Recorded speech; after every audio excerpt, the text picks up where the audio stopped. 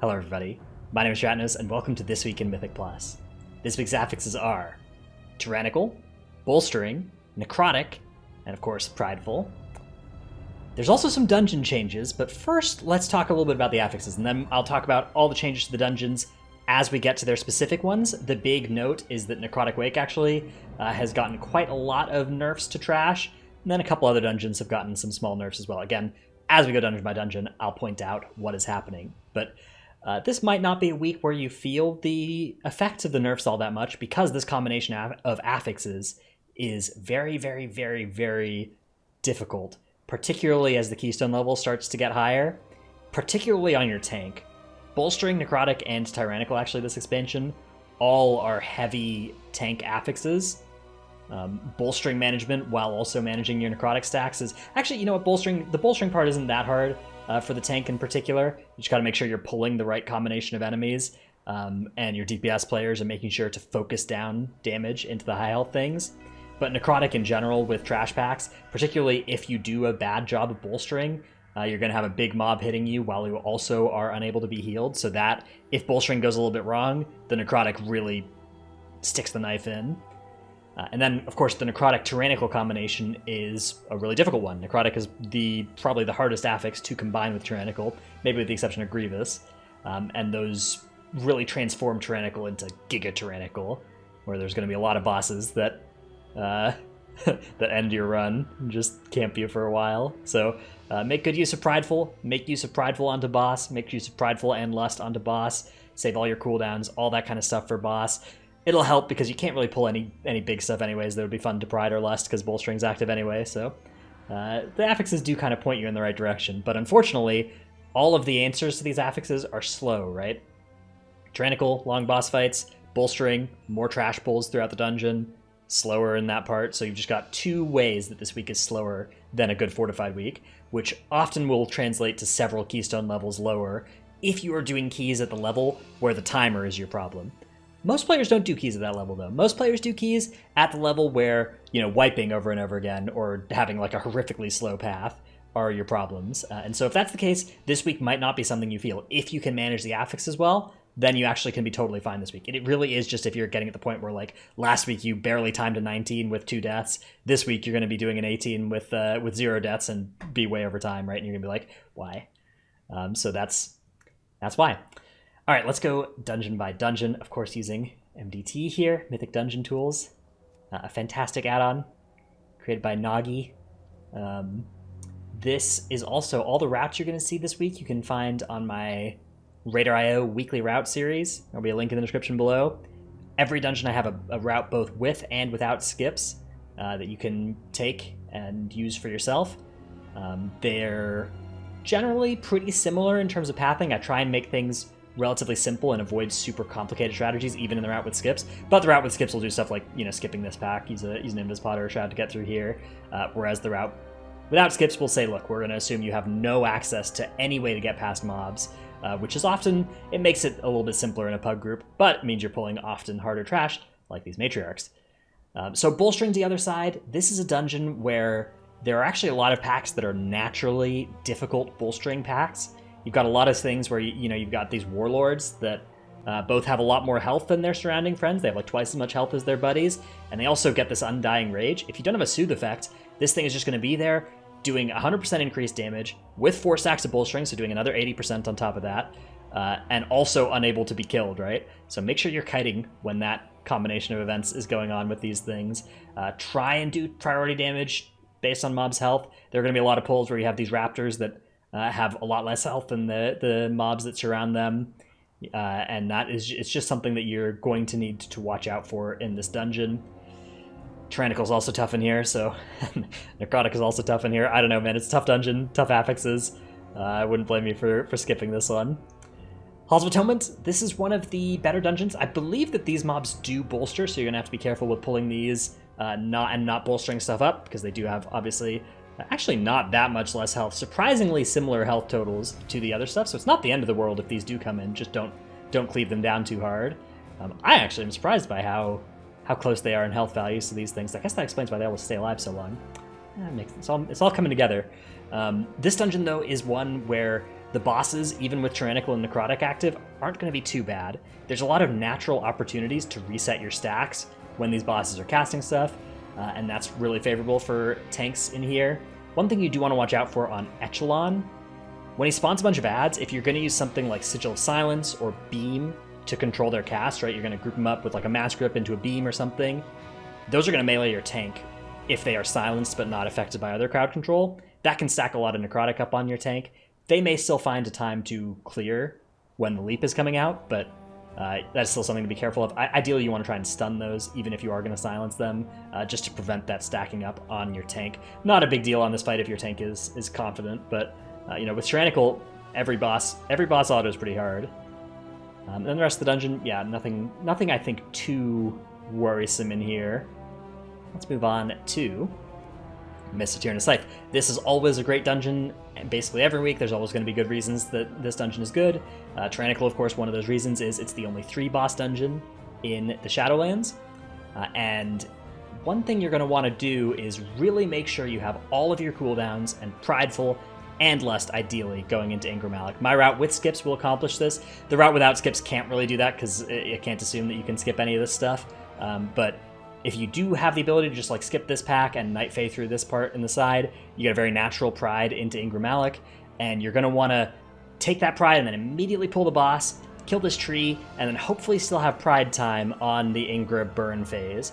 Because on Tyrannical, especially as the Keystone level starts going up, you're going to get in this situation very easily where you could have like 4 phases if you don't carefully nuke him down, and you're still probably going to get multiple phases if you're at that kind of key level, but really making sure you save cooldowns for it will save you a lot of time, even though it may feel inefficient to do so.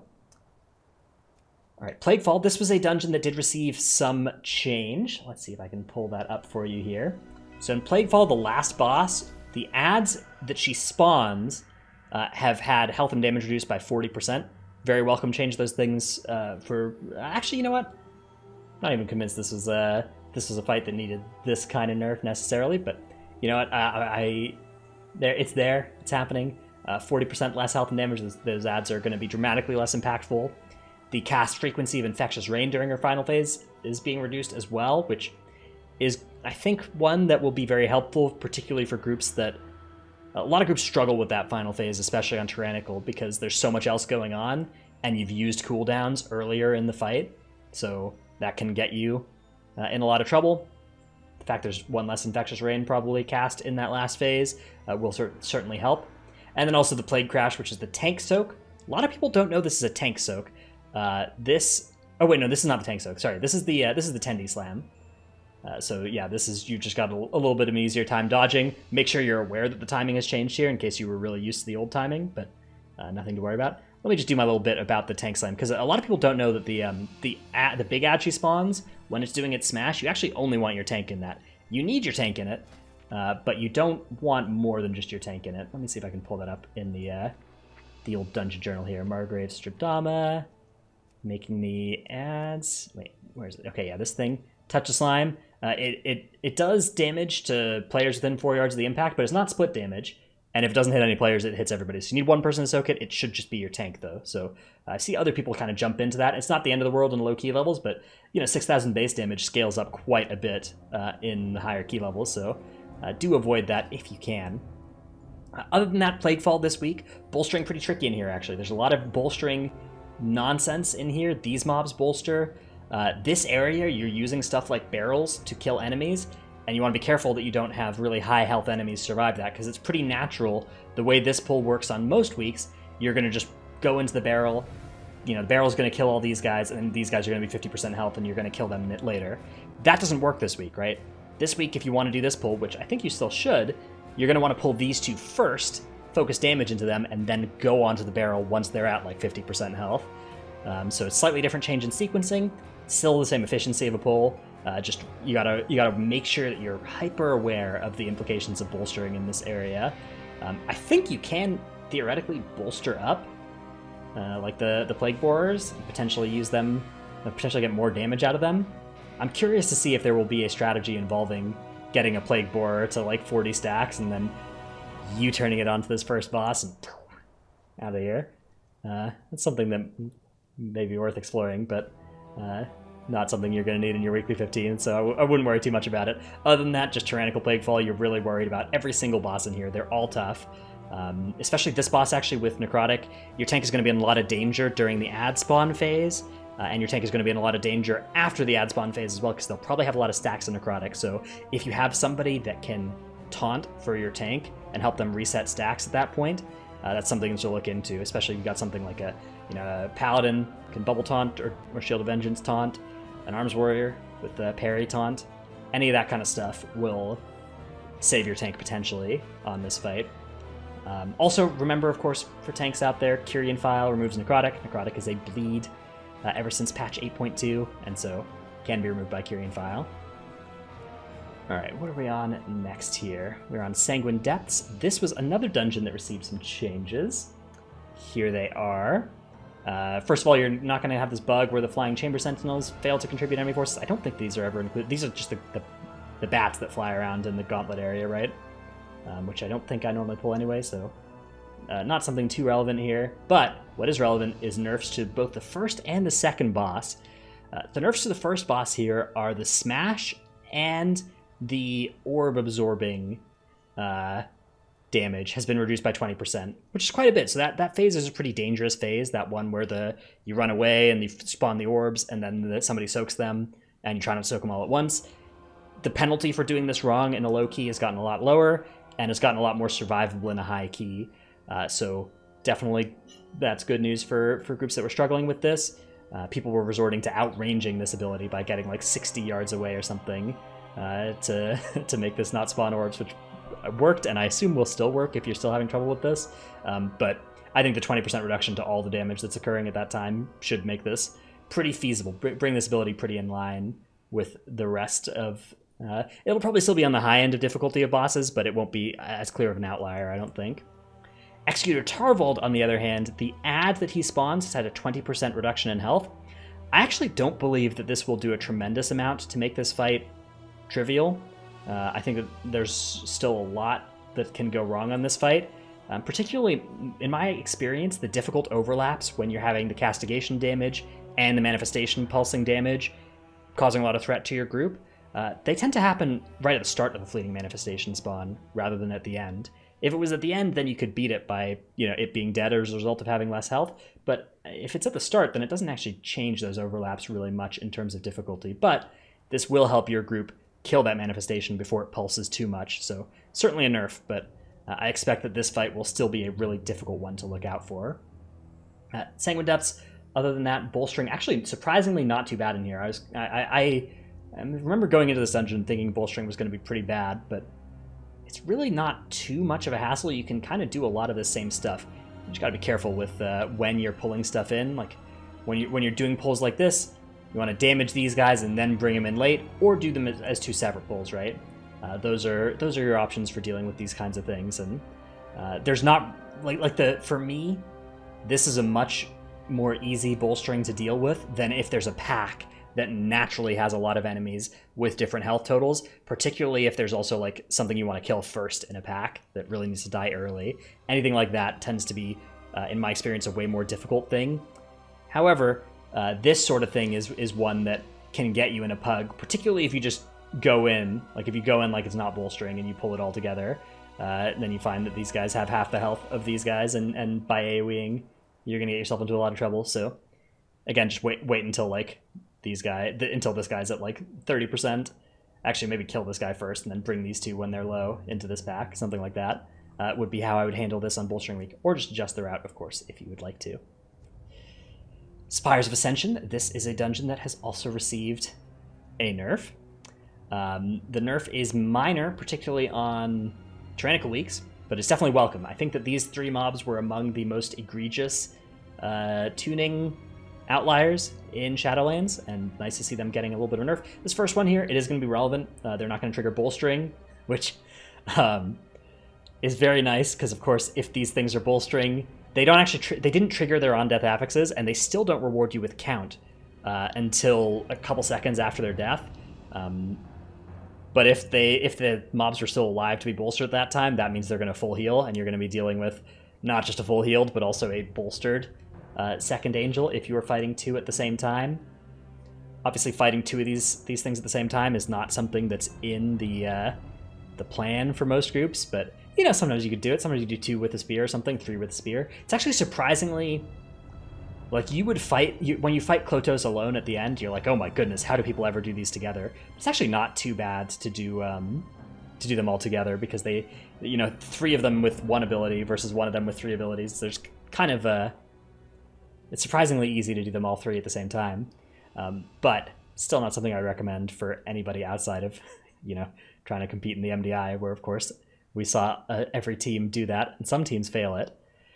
Now, one thing that's also been nerfed about these 3 Valkyrian things at the end is that you've got a halving in how bad the oppression is. The oppression is really, really nasty. It's still going to be nasty, but it's going to be a lot less nasty. On the whole, these changes are a lot more relevant on Fortified weeks than they will be on Tyrannical week. Tyrannical week, you're actually looking at a fairly good dungeon in terms of bosses. I feel like all these bosses actually have quite a bit of... These are among the bosses I've found have gotten easier with practice. I feel like a lot of the stuff that has, you know, wiped me in early weeks on these bosses has been stuff you could learn your way out of, rather than, say, the Sanguine Depths bosses, where I felt like a lot of those were, like, numbers problems. But this dungeon is a tricky bolstering one. This is a dungeon where you have mobs like the Forsworn squad leaders that you want to kill first, but by killing them first, you're going to bolster all their friends, so... not much to be done about that, I don't think. I really don't think there's too much counterplay without getting a really fancy route. Fancy routes that, you know, if you wanted to go right, for instance, rather than left, that could potentially be workable, but then you're dealing with other bolstering potential problems in this area as well. So yeah, I think what you want to do here is just bite the bullet, accept that you're going to get a 20% bolster on the rest of the pack, and say, you know what, it's an affix, right? It adds some difficulty. It adds, in this case, 20% health and damage to the remainder of the pack after we kill the squad leader. That's less than Fortified, right? Whatever, we'll live with that. We got to kill the squad leader. Don't trick yourself, I think, into doing anything too fancy here, unless you're confident with it. If you're confident with it, you could maybe save some time here with a little bit of crowd control, but honestly, if you're splitting this up into, like, effectively 2 pulls, and you're using crowd control to do it, and it's costing you 20 seconds, probably faster to just deal that 20% of damage anyways, as long as your tank can survive, which hopefully they can, because again, it's Tyrannical rather than Fortified, so the mobs aren't hitting that hard by default. Do make sure you're saving cooldowns for those bosses, though. These bosses, they are still no joke. They're difficult bosses. Alright, Necrotic Wake. This is the dungeon where I've parked my character for this episode today, and it is the dungeon that has received the most changes by far in this week's hotfixes. First of all, we have some changes that are relevant for... This one in particular, I think, is aimed at the MDI. When Bloody Javelin, Discharge Anima, which are 2 of the weapons you can find around, hit more than 8 enemies, they're target capped, which I think is going to address the metagame we saw in the MDI, which developed around doing massive pulls using the uncapped AoE those provided. Not particularly surprised to see this. It's also not something that should be too relevant for most groups. I think most groups were not making too much use of these on really massive pulls in live keys. If anything, the target cap is going to affect them a tiny amount, if like a 10 target pull or something. The much bigger deal for live keys is actually a nerf rather than a buff to the dungeon, which is that you can now keep your weapons through death. Very welcome change. I know a lot of time you can feel really bad when you wipe with a weapon, and I am always of the opinion that the wipe is penalty enough, right? There's kind of been this philosophy, you heard Ian say it in one of the interviews, like, just don't wipe or whatever. Our advice is not to wipe, surrounding the discussion around dungeon checkpoints, right? And my perspective is like, okay, it's bad enough that you've lost 25 seconds from your group dying, and a pack is healed to full, and all your cooldowns are scuffed or whatever. We don't need to pack more penalty on you for wiping here. We don't need to make these dungeons such that, like, one wipe is the end of the run or anything. And I believe this change is a great one to move in that direction. Similarly, we've got a lot of nerfs here to trash damage and health, actually. So really kind of across the board nerfs to several different enemies, damage and health in this dungeon, which is, I think, definitely the trash in here did feel... It's tough to say how... Like, it felt like it was really tuned around using these weapons to kill the trash. But I know a lot of groups kind of ignore the weapons, or like have 1 or 2 people that are picking them up. And if you're doing that, I think this is going to go a long way towards making this trash feel somewhat more reasonable. We also have, so yeah, the mini bosses, 20% health nerfs on them. And the first boss is, you now need to get bit 5 times rather than 3 for the explosion. So all of this should really reduce the difficulty. I mean, of course, it's going to reduce the difficulty of the dungeon, right? These are nerfs. A lot of nerfs. I think that it's probably fair. This is a dungeon that I don't think it was actually a particularly bad dungeon in terms of the timer. A lot of the top keys on the leaderboard are actually, there are quite a few Necrotic Wakes up there already. But it was a dungeon, I think, that was disproportionately difficult for less coordinated groups, because most of the answers to these questions was finesse-based rather than just, like, numbers-based. And, of course, you don't reduce the finesse requirements as much when you lower the key level than you reduce the number requirements. Also, a lot of nerfs here to the other boss encounters. I hadn't even really internalized this. I thought it was mostly trash nerfs, but we've got second boss nerfs as well. Everything is getting spawned closer to the boss, which actually is going to make it harder potentially to CC a mage outside of combat, but if it spawns closer, not going to matter anyways. And the Embalming Ichor duration on Stitch Flesh. Dude, what even is this ability? Embalming Ichor on Sturgeon Stitch Flesh. All right, let's go on an adventure real quick and figure out what exactly changed. 1 minute to 6 minutes. I don't really understand. Okay, it looks like it's a dot. Yeah, it looks like it. Wait. Okay. So what's happening here is those puddles he throws, the void zones, are going away after a minute now. So I guess if you're in a really long Tyrannical encounter here, you're not going to have the floors polluted. That kind of makes sense. That kind of brings it into line with the design paradigm, where, like, even on high Tyrannical, they like to make it so you don't run out of the room anymore. That was kind of a Legion thing. In Legion, there were some bosses where on high Tyrannical you would just be like, there are now 30 images of this Court of Stars last boss, you know, what am I supposed to do? And slowly over time, even during the middle of Legion, they've nerfed those sorts of things and made it so that the dungeon doesn't scale out of control. So I imagine this is just moving into that philosophy. I don't think this was a particularly, at least in my experience, this wasn't a particularly relevant thing. Anyways, that's Necrotic Wake, the discussion of the changes to it. The affixes. Okay-ish. There's a lot of pulls that look like they'd be bad. You know, a lot of pulls that look like they'd be bad bolstering ones, but the Blight bags do not bolster, I don't believe. Man, now that I say that, I always second guess myself. Anytime I say something with that kind of confidence, I always have to double check. But I'm pretty sure these things don't bolster. I think the soldiers do, but the Blight bags, I'm pretty sure, do not. So yeah, I think that makes a lot of these pulls just still totally workable. Anyways, if those things do bolster in your group, I'm sorry for your keystone. I'm sorry for tricking you. Let's move on to Theater of Pain. Theater of Pain, a naturally well-suited dungeon to bolstering, because most of the pulls are small. They've got a lot of these, you know, elite-style pulls where you're fighting one guy. Don't care about bolstering on that anyway. A lot of small trash pulls, a lot of trash pulls that just include enemies of all the same health values. Perfect for bolstering. What's not perfect is Tyrannical Necrotic. Tyrannical Necrotic in here, you're going to get slapped around on Zav, you're going to get slapped around on Gorechop. Luckily, there are some bosses where you can reset Necrotic fairly easily, like Mordretha loves to go in cast sequence at the end of the dungeon. This boss is a nasty Necrotic boss, though. First boss, a lot of mobs here, tough to drop Necrotic here as well. I'd recommend focusing down Decia to prevent your tank from dying. So maybe do that, or otherwise they can kite, but things move pretty fast. I don't know, it's tough. Be on the lookout for ways that you can help your tanks drop stacks of Necrotic. You can maybe ping pong this thing across the field as well. So, like, your tank can start running one direction, your healer can taunt and run in the other direction if they're playing a spec with taunt, which I guess they aren't anymore.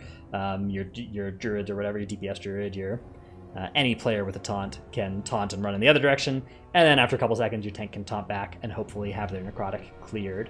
But yeah, all the bosses are going to be tough in here. That's obviously the pain point, so look into saving all your cooldowns for those. And not too much more to say. Do the fights good. Anyways, Videos rambled on a little bit longer than usual, but I think that's because there were some nerfs to talk about, so glad we talked about those. Hope this video helped. If it did, remember to like and subscribe and stuff. Check out my Twitch stream, twitch.tv/ratnos, where I promise to stream this week, unlike last week. And thanks everybody for watching. I'll see you in the next one. Bye.